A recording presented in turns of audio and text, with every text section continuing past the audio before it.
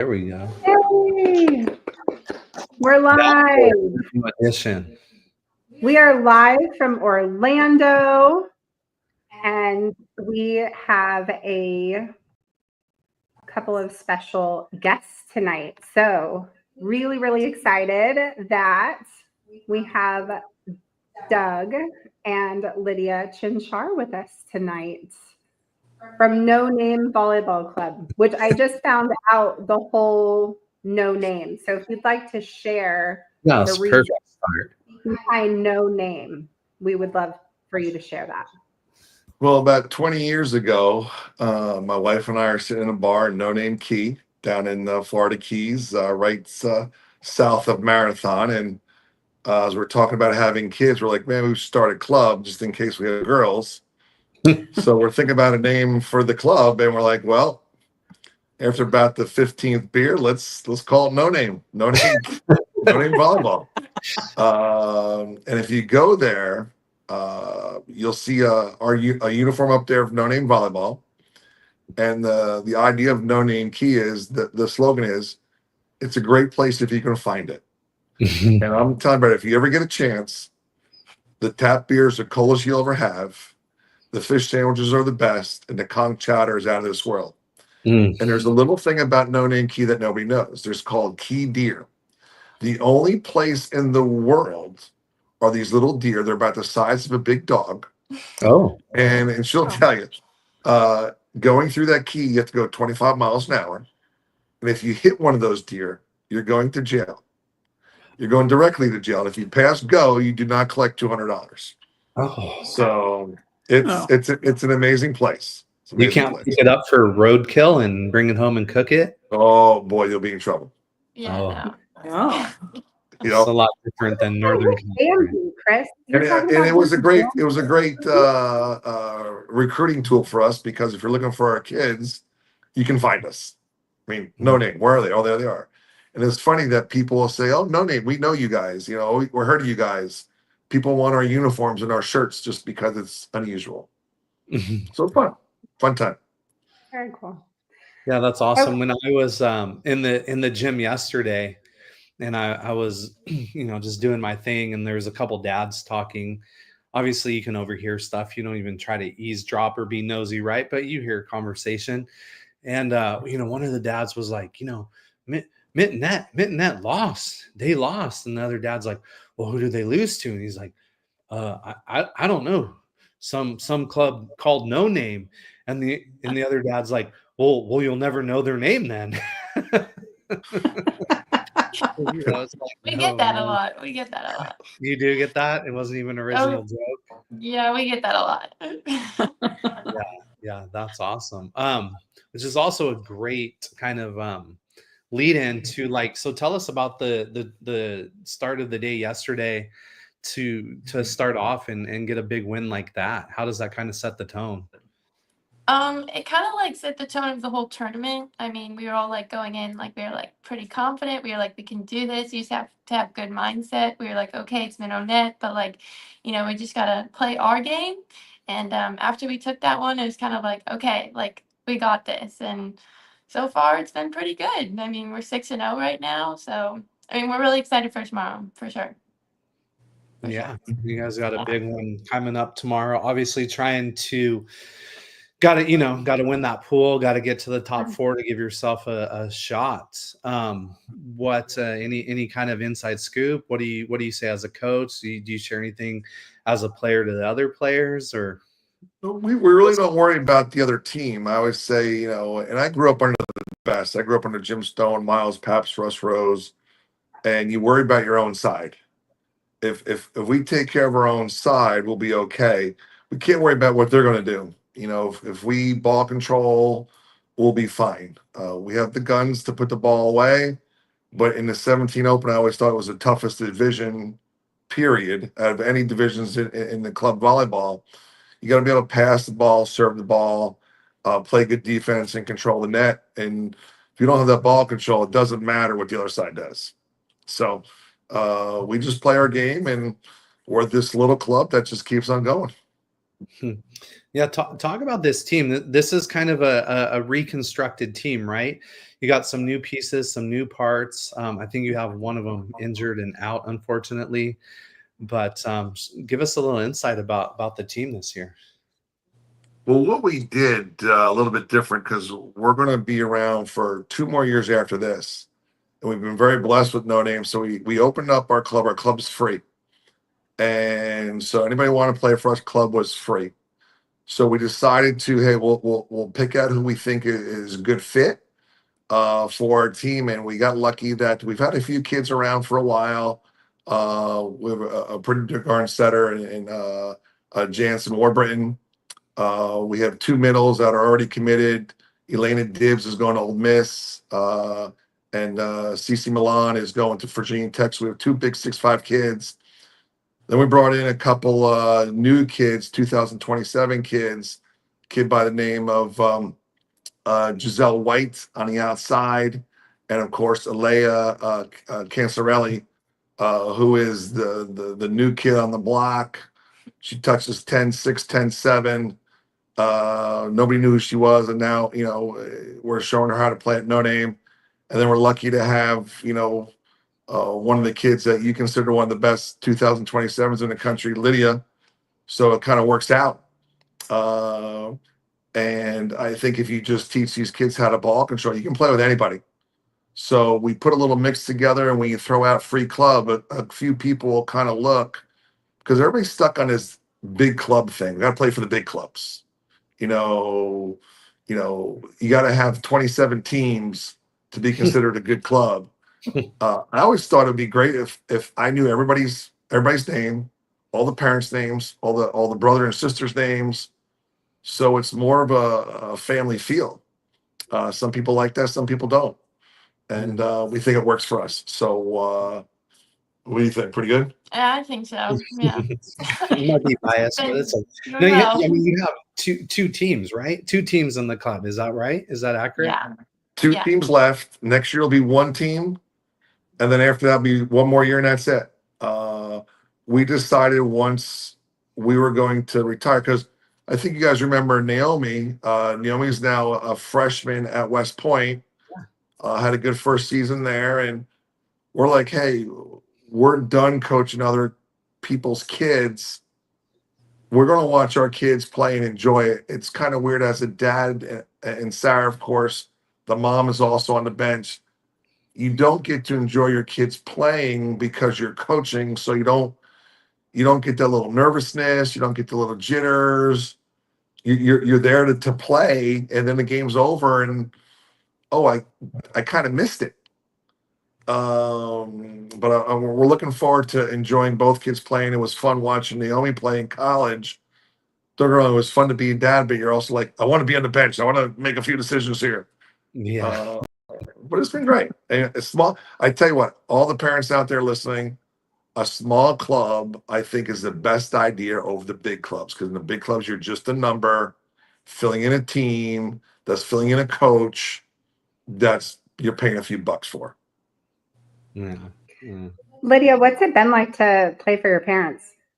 It's a mix. There's a mix of emotions. I mean, like, having them on the bench is great, but like sometimes I'll get frustrated. I'll be like, I know you told me that like a million times, like I got it, but I wouldn't want it any other way. It's been great. Yeah, it's been good.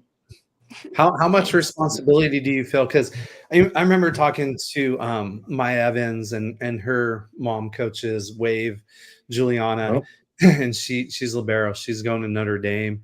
There's like a whole different dynamic. Do you feel an added sense of responsibility? Like, I can't react a certain way. Like, I have to carry myself a little differently because everybody else on the team is watching to see how am I going to react.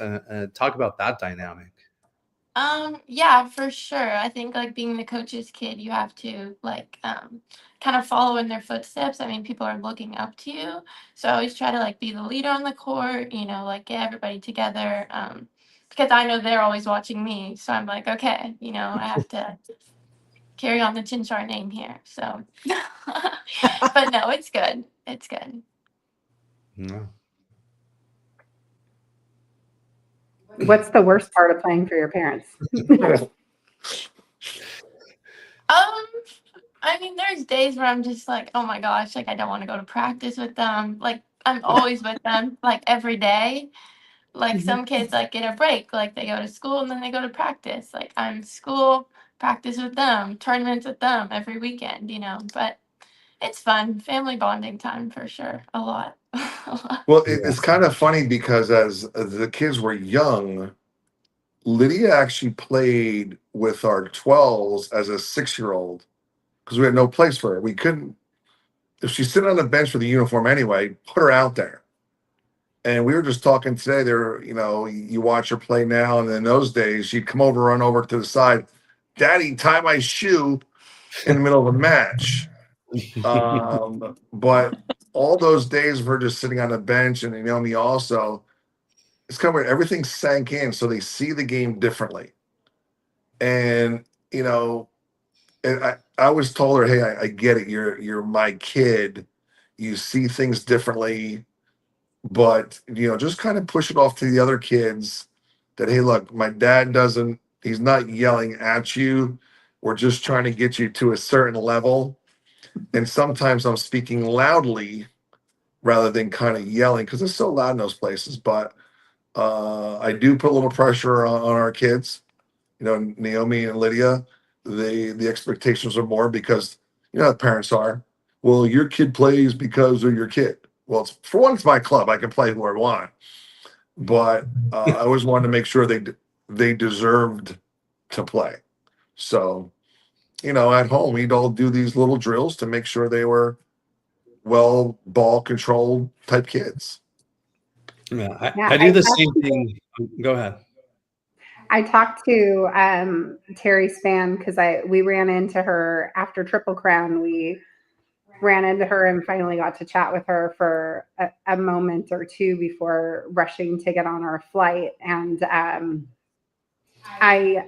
so we have a 10-year-old who's now playing, and I told her to pull her head out of her ass and pass the ball. And apparently that wasn't a popular statement. So anyways, I asked Terry, I'm like, so, did you ever tell Justine to pull her head out of her ass? And she's like, yeah, like when she was 6, 7, 8, you know what? I do now. You like went off. So Lydia, has your dad ever told you to pull your head out of your ass and push the ball? Oh yeah, every day probably. Every day. Okay. All right. So we're not really screwing up. I'm going to St. Louis with my daughter for MEQ next weekend, not in the red hat as a mom, but I'm going to try very hard not to talk at all. I wish I was there to watch you as a mom. I don't talk. I sit in a corner and I'm quiet. I don't interact. I'm actually really introverted and people don't really realize that, but I'll show you the private text messages tomorrow when post that. See what she's saying about the coach. See what she's saying. No, I never say anything about her coach. I usually just say I wish the girls could pass the ball. They are 11. It's tough. It's tough to be the dad and the coach. It's not easy. My dad made me walk home one time from, my dad was a basketball coach. He's one of the all-time winningest coaches in New Jersey behind Bobby Hurley. And I had a pretty good game, but we didn't win. And my dad made me walk home in New Jersey at night. You don't want to walk home at New Jersey at night. But I learned my lessons, and I have to lead a little bit better. And we try to teach, well, in a better way, my kids, hey, you have to lead. It's you're the coach's kid, and everybody's going to be watching, and you don't want any excuses, and get it done. And I think it's worked out pretty good. I mean, don't get me wrong. There's always a hug after the game. I always tell her I love her. She knows I always tell her I love her.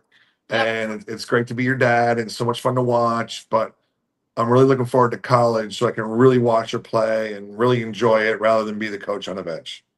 Yeah, I'm sure one of the challenges is separating that, right? With Kara and I being married, we obviously have our married life. We also run a business together. And so sometimes, trying to have a conversation in a business purpose as opposed to a marriage it's hard sometimes to separate that stuff because you can get upset over something that happened within the business, but then it's like, I'm not really upset with you as a wife and as a person and as somebody I love, but in a business sense, we might have a disagreement. And it's hard sometimes to navigate that and really kind of separate that. And I'm sure when you're, father, daughter, and you're coaching, it's kind of the same thing. Something might happen at home and now you got to go to practice. And it's like, okay, we got to put this on pause because we have to put on a face because we're in front of other people now. And we got to actually, be professional, so to speak. Right. Well, we make rules. We have rules. And a couple of the rules are when practice is over, we're in the car, we have 3 minutes. Yeah. After a match, we have 5 minutes. Now, if something's going on at home, whether it be, problem with school, whatever it may be, not doing your chores, whatever, we deal with that. But as soon as we get in the car, it's over.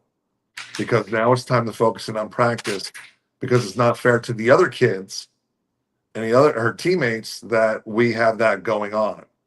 So I think our rules have been pretty good since day one. And I just try to hold to them myself because I'm like, oh, I want to get some more in.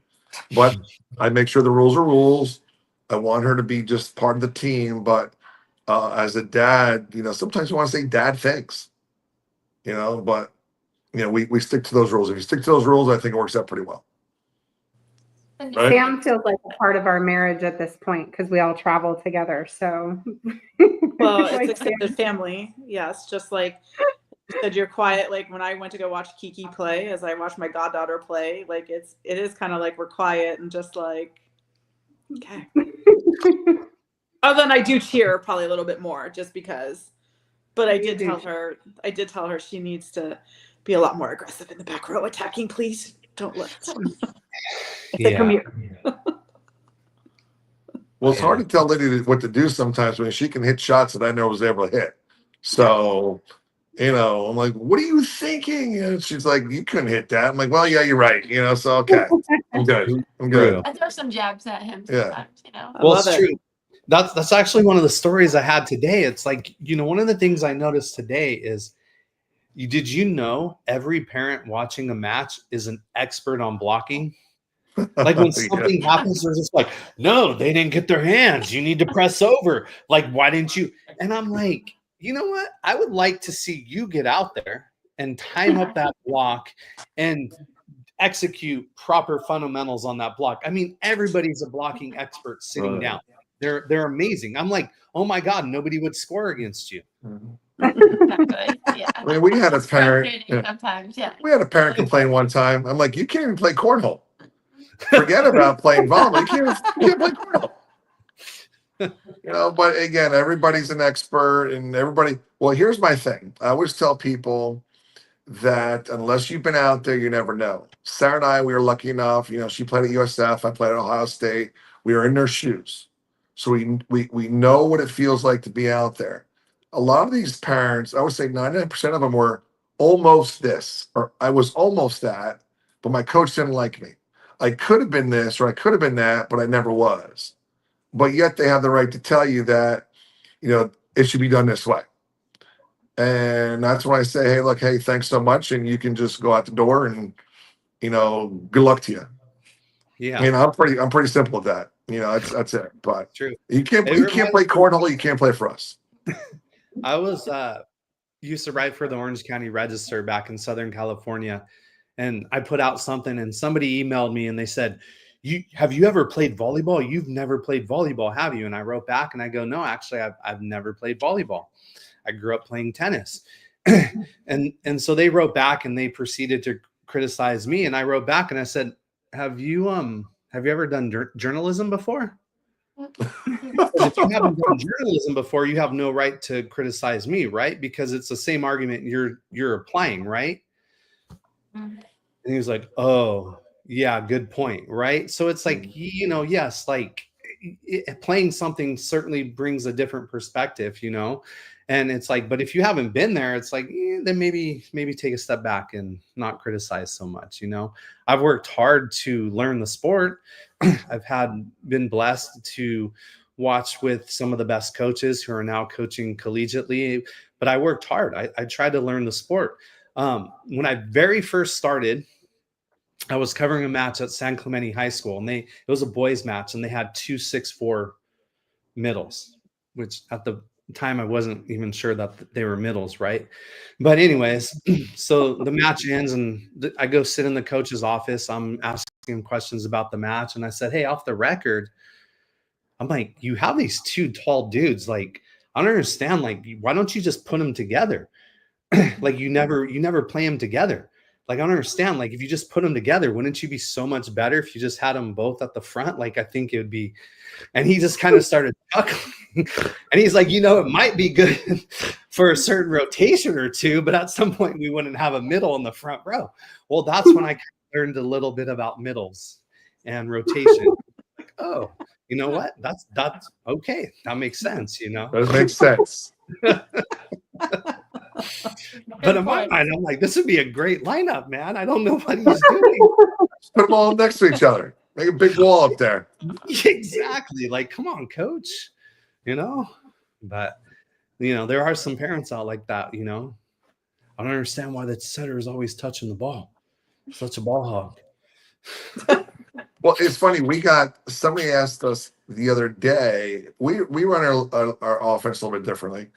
Our middle, who is a great athlete, we have her go all the way around, and we have our libero going for our outsides.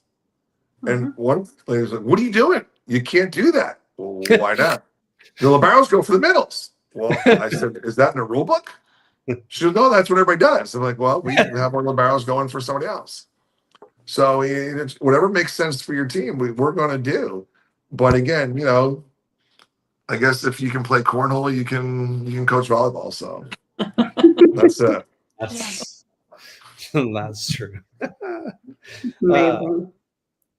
Sam, you had mentioned earlier you had a player or a client. No, it's no player. And this is how Doug and I met back in the day. So we'll see if Doug remembers this. But so when I was coaching at Rhodes College, so yeah, like Lydia, you realize this volleyball. I mean, this volleyball world is so small, basically. But your dad. So I was a college coach for 20 years before I started working with Kara. And for 14 of those years, I was the head volleyball coach at Rhodes College in Memphis, Tennessee. And I met your dad because Emily Sattler was one of my players who came to play for me at Rhodes back in the early 2000s when we were really performing at a high level, made the NCAA tournament, had a great run. She was a part of that in 2006. And Holy Names, right, Doug? Yep, Cabby Holy Names, baby. Let's go. Yeah. No. So that's it. That's when Lydia was a baby. Oh yeah. Yeah. So Emily came and played for us at Rhodes and was a hell of a player, and now happily married, twins, and living out of the country right now. Yeah. So. Well, we were at their wedding. Yeah. That kid could pass nails. She was a tough kid. Passing form was fantastic. And back in those days, was side out volleyball. We had another kid, Jessica Hudak, that was side by side with her. Yeah. And you guys actually played against Hudak's team, I think, a couple times. Correct. Yes. And we put those 2 kids in the middle of the court and say, "Let's go." Pass the ball, and off we went. So that's old school right there. That is. So little you make me feel really old now. That's like 20 years ago. I know you're talking about. Yeah, shoot. Oh my good Lord, that's 20 years ago. So just think back then, during that time, we were washing Naomi in a sink after a game before we took her home so she could fall asleep in the car. And then Lydia, as Sarah was pregnant with Lydia, we were leaving Academy Holidays because like we just can't. It was back then it was a 25-minute drive. We're like, oh, this is a far drive. So and then somehow we got sucked back into volleyball. So, but anyway, those are good days. I mean, Emily Sattler is one of the best. She was one of the best kids. Yeah, she was fantastic, tough as nails. But see, those are the kids that you miss now because you can kind of push them a little bit to get them better. Nowadays, you push a kid a little bit, you're like, well, no, I'm too good for that. My mom says I'm great, so I don't have to be pushed. Well, the other thing about Emily too is like during her career, she battled, like she had this back issue that she battled, but that never stopped her. Like, no, no coach, like just didn't complain, like, and just was like, I'm going to go. And, you know, she was going to find a way. And if she couldn't swing in a match, which happened, but like you said, her ball control and her defense was just impeccable, along with, you know, so you talk about the serve and pass game, and that's it. That kid brought it. Like, you had to have her on the court, and she was going to find a way to be on the court. Yeah, it was, You got lucky. You got lucky. You got a great kid. without a doubt. Without a doubt. How do you guys think a side out tournament would go if we could put together a side out tournament in today's game? Oh my God, it would take forever. Well, here's how I look at it. The best team would always win. Mm-hmm. You know, Yeah. the underdog would never have a chance because you're hoping for mistakes. Serving would be a little bit tougher because you can take chances because the other team can't score if you miss. I mean, nowadays, Sarah and I were talking about that today. If you miss a serve now, it's a point. Yeah. Back then, no point. Yeah. But games could be over quick. I remember in high school, like when Emily was there, we'd beat teams pretty quick. And, you know, and back then it was 2 out of 3. You'd be out of the gym in a half hour. Yep. Warm-ups would take longer than the game itself. Sometimes that's It'd true. be interesting because it's more now. You have to be able to score when you have the ball. Yeah. Yeah. Can I tell you my dream volleyball tournament? Oh boy. The first team to go up by 2 wins. Oh. Wow. What? Be quick or long? That'd be fun. Think about the precision, like the attention, the focus to detail. First team to go up by 2. So if you score the first 2 points, you win that set. And we play 2 out of 3. So you could win the first 6 points of the match and it'd be over. That's a terrible idea, Chris. Terrible idea. We would be out by like 9:30 a.m. every day. Tell me how I terrible like that though. I do like Right? that. See? Tell me how terrible that is now. We were out like today at 2:30 and I was like, golly. Well, Miles Paps was one of my coaches when I played on the Olympic Festival team. And I had some unbelievable teammates. My teammates were Tom Sorensen, F. Monawana, Kenyon Seaman, Lloyd Ball, and Miles, who's considered probably one of the best players ever in the world. And Karch even said he's one of the best minds in the world in volleyball. He said the best volleyball game ever would be simple. If you want to see people play hard, the losing team dies. That was it. That would be it. Yeah. That'd be it. Who'd get every ball? Be less girls to cover, less girls to write about. I guess it would make our job easier. Anyway, there you go. So that'd be a fun game. Yeah, I mean, that's like some Squid Game stuff right there. What tournaments are you all going to this season? We have Kentucky next, Louisville. See you there. Yeah. Okay. Bluegrass? Yeah, Bluegrass. We go to Atlanta. Lone Star in Dallas, right? I think it's Dallas. And don't we go to Kansas? I think we go to Kansas City too. Kansas City one more time.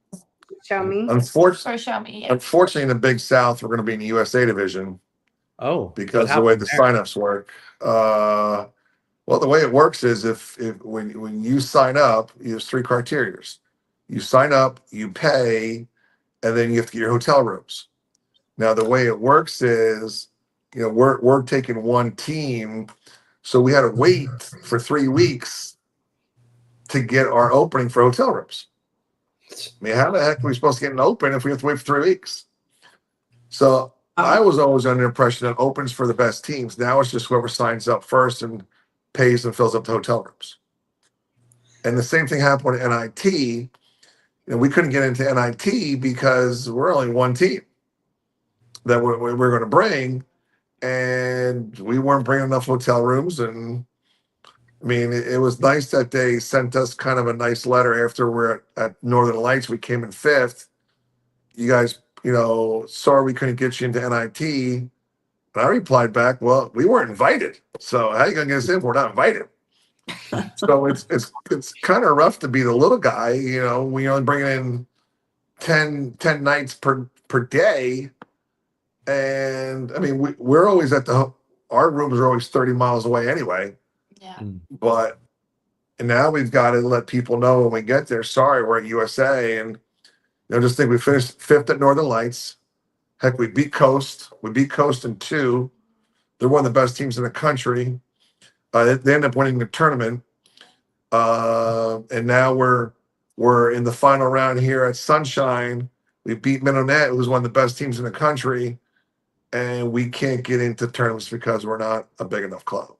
So we'll see. Yeah, it does a disservice to you, but it also does a disservice to other teams, because now if you guys were to win, now granted there might be trickle down, get into this and that, but I mean, if you knock a team out on day one that otherwise would have advanced because they weren't playing you, now they have to play day 2 and 3 with no chance, and that's what really kind of is frustrating too. And that's nothing to do with you guys, I mean, right? But if you're another team and you're like, why are we playing this team? Like, why are they in USA?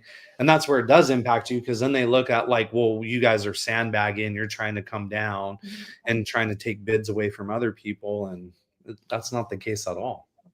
Are you guys going to take, if you end up getting a bid this weekend, will you take it and end up going to Dallas?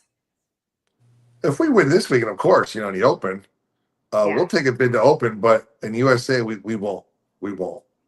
I mean, we're here to play against the best. Yeah. I think we're proving it to everybody. We can play with anybody. I think Minonet, saw that in the first day. They were shocked that, okay, here comes. Now, of course, they know of us, but we really never faced them. And all of a sudden, when the match was over, hey, what happened? And I think Coast saw the same thing. They have all these Division I players. We got a few too, and got a few great young players, and let's go. But it's just going to be hard to get into a tournament. That's why this group next year, we're just going to play 8 teams next year. I think we're tired of waiting in line to try to get a hotel room, to try to get into a tournament, to try to hit the button at the right time. But it's kind of funny how these tournaments work, and I don't know for sure, but how come when you hit that button at 8 o'clock at 1 second, 40 teams are already in? Or are they letting the big clubs in first that are bringing in 40 teams?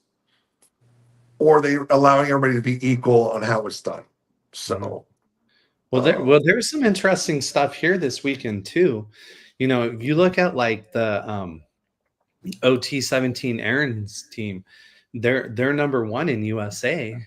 And they finished, top 30 or 40 Triple Crown or something. And that's an Open team. And I'm pretty sure they weren't able to get into Open because of the timestamp. I'm going to say probably they decided to try to drop down and get a bid. A lot of those clubs want to get their bids early because the big clubs need to get their bids, because that's how they sell their club. I think the big clubs, if they feel their Open teams can't get a bid during their tournament, they're going to drop down. Now, I know if all their other teams are up in the Open divisions, that team would be able to get in too. But that's how some teams do it. So that would be hard to believe for me anyway, that they didn't timestamp theirs in. They have enough hotel rooms. They have enough clout. All the other teams are in there. I've seen it happen before. No doubt. I mean, you know how that works. You know how that plays. I do. Are you close enough where you guys can drive back and forth home, or do you have to get hotels up this way? Great story. We are 1 mile away. We're 1 mile away out of the access. Sunshine was very nice to let us get our own rooms, or we can go back and home because some kids live 40 miles away. Mm. But when we played in the what was the 18 qualifier here? Florida Fest? No, Florida Fest.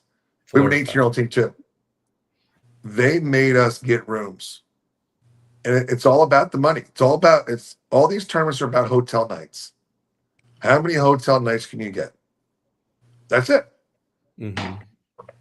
You know, and we had to get home. If we were going to go to the tournament, no matter what, we have kids that live 30 miles away because they come play for us. We had to get 10 nights per night or we couldn't play. Come on. But that's what it's about. It's not about volleyball anymore. It's not about what's best for the kids. It's what's best for the tournament's pockets. Well, because there's kickbacks from those hotels, no doubt about it. Absolutely. Everybody knows about that. So Absolutely. Interesting. Well, cool. What is your next tournament is Louisville. You all go to Bluegrass, and are you playing an open at Bluegrass as well? Yeah. Yeah. That was a really competitive tournament to get in, and a lot of people got waitlisted. Was that an invitation as well? When they heard we didn't get to NIT, they called us up. They know we're pretty good. And again, we have a couple players, as you know, you promote Lydia, great. They knew about Lydia. They know we have some kids that are already committed to Division I teams, and they're like, "Hey, you can come here and play." We're like, "We're in," and they were great about it.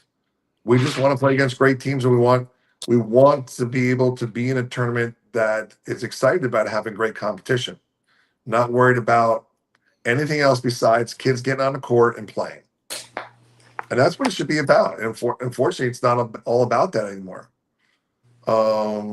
Just think when the NIT has 5 teams from one club in a 17-year-old division playing in NIT, it drains things down. So, but Bluegrass, we're very excited. They're great people, and we're excited to be invited. yeah, you have you been there before, or is this your first year? First time? Yeah. Yeah. It's a different tournament. It's fun. You know, you see teams that you traditionally don't see if you do the qualifier route and USA volleyball route. But yeah, I've been to that tournament quite a bit. They do a great job. They work hard to try to figure out the format and get the best teams playing against each other. And it's just a really fun competitive tournament. And I kind of like have a love-hate relationship with Louisville a little bit. I hated it because it's a tough place to get to when we lived in Southern California, and getting a direct flight in and home was tough. But I actually once you're there, it's I love it, It's a great little area. So We're excited. We're really excited to be there. Yeah. Awesome. Well, we want to wish you the best of luck tomorrow. Who's your Thank first you. match of the morning? I want to say it's LAV. I will tell you. Yeah. Right? They're in Yeah. they're in the I don't know how same you pool say with, it, but it's like LAV, I think. Yeah. they're in the same pool with Austin Skyline, and Yep. arguably one of the top recruits in the country, if not the top, with Henley Anderson. Yeah. Well, we feel we have the top recruit for 2027. So she's Yeah. get it going. Come on, let's go. I mean, you're on the right side. You're going to get matched up against her. It should be a fun Remember, I'm a matchup. blocking expert, right? Because I'm sitting down right now on the Yeah. sideline. You want to make Well, sure we you had pass and turns. We had a fun matchup with what's the kid's name from Idaho Crush that's going to Kentucky? Bellamy. Yeah. Bellamy. Mhm. Lydia and her went head to head, which was a blast. They had a fun time, and Yeah. a couple big blocks on both sides and some bombs, and so it'll be fun. And again, we don't care if we qualify for nationals or not. We just want to play against the best teams. If we happen to qualify, great. If we don't, great. But we'll give our team a heck of a run. Yeah, I'm excited for Are you tomorrow. all registered? Yeah. Will you go to AAU nationals no matter what? Yeah, Yeah. I think that's the best tournament in the country, right there. They do a great job here. Competition's great. They run it great, and there's no rooms that you have to buy. AAUs, you get any room you want. You can sign up right away. So we love that. No doubt. Before we run out of time, I want to give you the chance. Obviously, you coach at Carrollwood Day High School, tremendous team. I know you also host a tournament. I think it's in its third year now. Fourth year. Fourth year now. Okay. Well, you might need to change the website. It said third. I looked at 2000. Well, I got to get on them. They got to change it. I'm not a website guy. I don't know anything, but it's fourth year. So it's been great. We have teams this year coming in from California, Nevada, South Carolina, Georgia, Maryland. We got some good publicity in the last few years, and it's considered one of the top tournaments now in the country. It's at a great venue in Wiregrass, which is right outside of Tampa, and it should be exciting. We want to make sure that kids in high school have a great tournament to go to. You guys have been there a couple years, so it's been great. And September 12th and 13th, a Friday and Saturday, so it should be a great afternoon for people. Mm-hmm. Are you going back to Vegas this year for Durango Fall Classic, or? We're not. We would love to, but our school, has to let another team do something, which is fair. I get it. But we'll be at Tournament of Champions. Again, we've been runner-up 2 years in a row. Yeah, 2 years. Well, the last 3 years we came in first, then we came in second, then we came in second. So hopefully this year we can get another first place. So yeah, again, we just want to play against the best teams. How tough was it? Because you came out to Vegas in September for the first time. It was an awesome tournament, and then Lydia got sick and kind of derailed the tournament a little bit. Just a little bit. It was kind of sad, but I was like, I'm gonna go out there. I'm gonna give it all I got, like the first match, and I think like that was just a good starter to get out there for everybody. And I was like, I can't do it anymore, guys. Like, you guys got this. Like, I was confident in my team, but didn't turn out the way we wanted to. But it was a good run. It was a good run. Yeah. Do you do the Tournament of Champions, the one in Gainesville, right? You're going to Gainesville? Yeah. Yes. How was it last year being in Gainesville on a football weekend? I'm just curious. It's horrible. Yeah. Man, I don't know what, and again, it's the same weekend. I mean, it's another weekend of football weekend. Everything's packed. You can't get anywhere. Last year they made us wait for hotel rooms. It was so hard to get hotel rooms because it was another state of play type event. This year I actually called up and said, hey, look, there's a football weekend. We're just getting hotel rooms on our own. Like, you have to wait. And then I called up again. I'm like, look, we're not waiting because we got screwed last time. And they're like, go ahead, get your own rooms. So we booked some rooms that were close enough to the venue that will be very doable. But it's tough. And again, they need to get a venue someplace. But when Florida football's in town, Crazy. it's nuts. It's out of control. Our hotel is out of Why did they control. leave Wiregrass? Wiregrass was such a great facility. Why did they leave Wiregrass? Do you know? My suspicions are money. It's just like anything. You leave for money, and I'm sure the other venue maybe gave a better deal, and they went there. Now it's actually tougher for people to fly in and out too. There's no easy way to get to Gainesville. So, No. If we're going to talk the truth, it's money. We didn't go last year because of, I don't even know what we did last year. You probably couldn't get a room. That's why. Well, yeah. no, Oh, it was the brother. same weekend. No, it's the same week. It was the same weekend as Volleypalooza. They actually moved it. Oh, And so we had a choice of try to deal with that, travel, fly, rent a car, drive, or just drive 2.5 hours to Austin and we did cover that. that. So, Yeah. It is nice being in the middle of the country now. We do very much appreciate that. Well, hopefully you guys can get to the Florida Gym this summer. Be a fun tournament. Yeah, for sure. Yeah. Well, in September. I have to add on a few days in Fort Lauderdale or Miami. So Why not? We'll add on a few days. We'll go fishing after the tournament's over.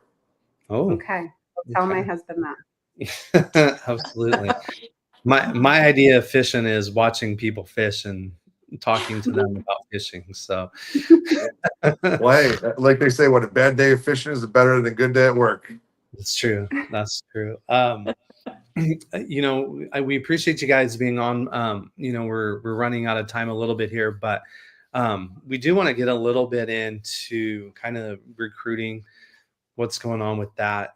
I remember it was a couple of years ago, and I think it was it at Central Zone or maybe MEQ? I think it was MEQ, and watching the no name 16s and I think I first saw Lydia, and I'm like, oh, she actually should be playing 14s right now, and she's up at the 16s, and it's amazing, and kind of how she got on our radar, and it's been really fun. It's one of the things I really kind of enjoy the most about this job is seeing the girls when they're younger, and then really watching how they progress and their game grows, and to kind of see where they're going to end up and do that. And now it's crazy because you're 3.5 months away from being able to officially commit and talk to college coaches. And I know, Kara, this is a little bit more your alley, but what kind of insight, what's it like as this kind of June 15th approaches?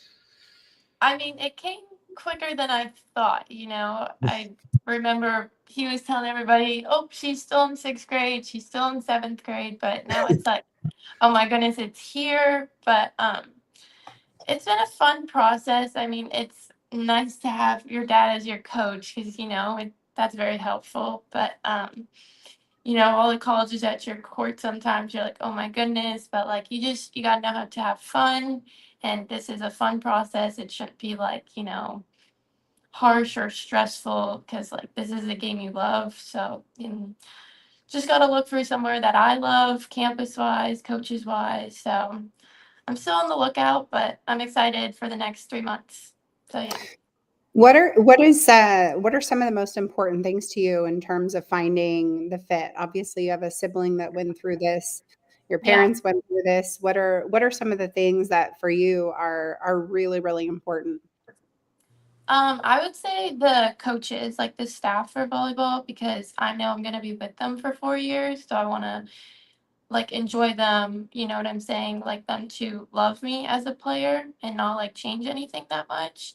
And another thing, we do live in Florida, so nowhere too cold. I mean, I don't think I could do that. You just made a lot of people mad. Sorry for the northern states, but yeah, I couldn't do that. But definitely the staff and like the school facility overall, like a pretty campus, I mean, I'm sure that's what everybody wants, but yeah.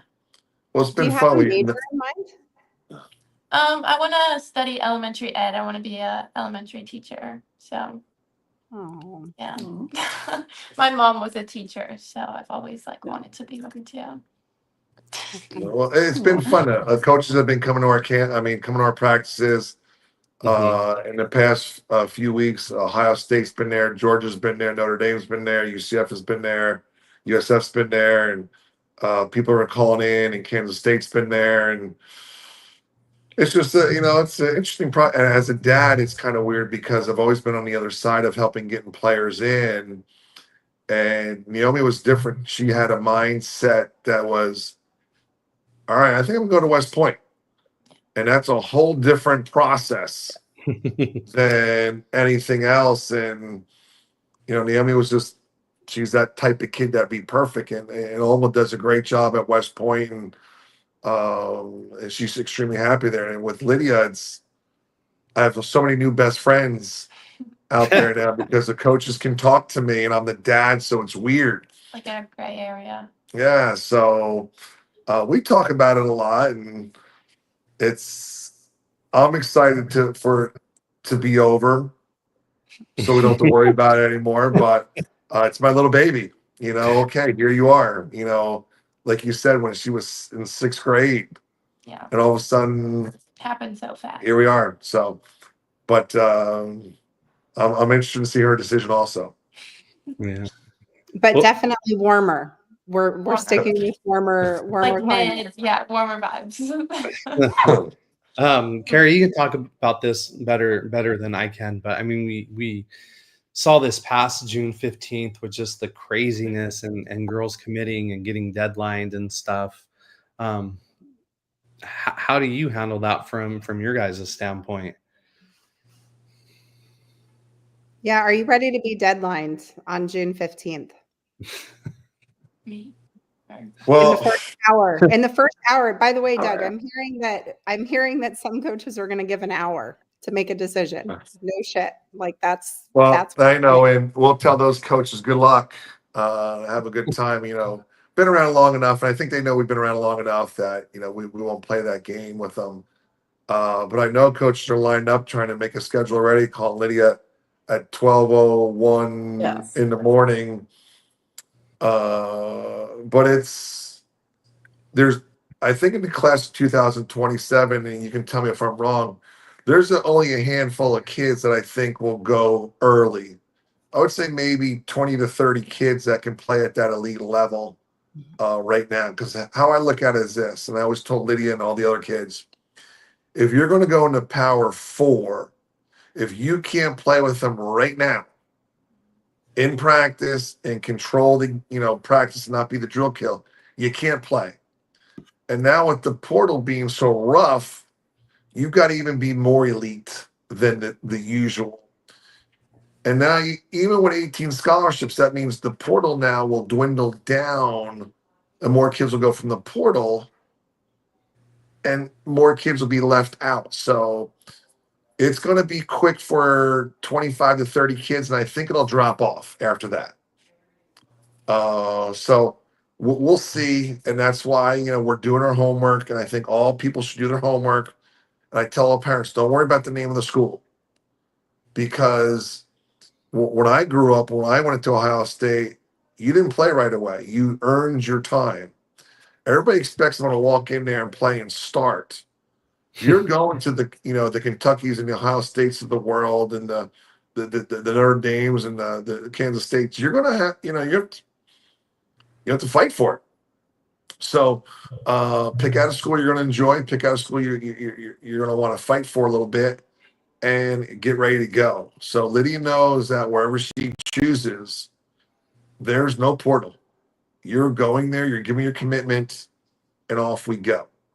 If you don't play your first year, well, you didn't deserve to play your first year. You will fight to play your second year because Daddy didn't play his first year. Now the problem is Mommy played her first year, so we're in trouble. But we want her to make sure that you're picking the right school, not for a name, because everyone wants, I want to go here because of the name. Go to school where you're happy. And Emily Sattler could have gone a lot of different places. Rhodes was perfect for her. And I remember in Academy Hall names, people were like, well, where's that? Don't worry about it. Emily is going to be perfectly fit there. And now look at her. Successful woman, successful, great mom, great family. That's what we're looking for. Yeah. Yeah. You can say no comment to this next thing. It's kind of a can of worms, but are you negotiating, looking into any of the NIL stuff following that? Do you just want to ignore that, or can you talk about places to eat around here that you guys like? Good, ask fire away. We'll see where we're at. See where we're at. Is Kara, do you have anything? I mean, it's kind of just game changing and kind of changing the landscape, and we're seeing what's happening at like a college like SMU, and it's kind of like a weird, topic almost. Kind of, you're like, I don't know. Am I right? It's kind of. Well, the coach. I feel like, are the coaches being forthright with you at this point, Doug? They hint very well of what's going to happen and what's available. They can't give really any specific numbers right now and how all that works. but they've always hinted that, Lydia's going to leave college doing very well, and have a nice savings account.